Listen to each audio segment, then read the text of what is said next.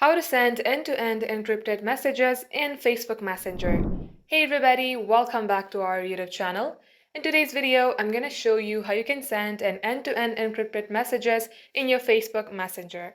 So without any further ado, let us jump right into the process.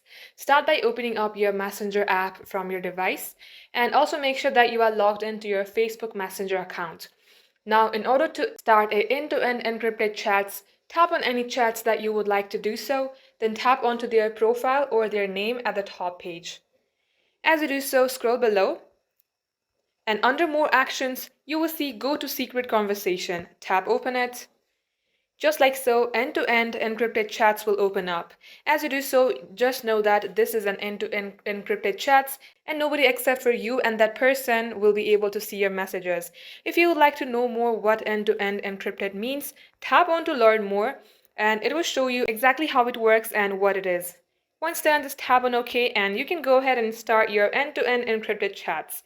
Just like so, this is how you can do it. So thank you for watching the video till the very end. In case it had helped you in any ways, then do like and subscribe. We hope to be back soon with more tutorials like this.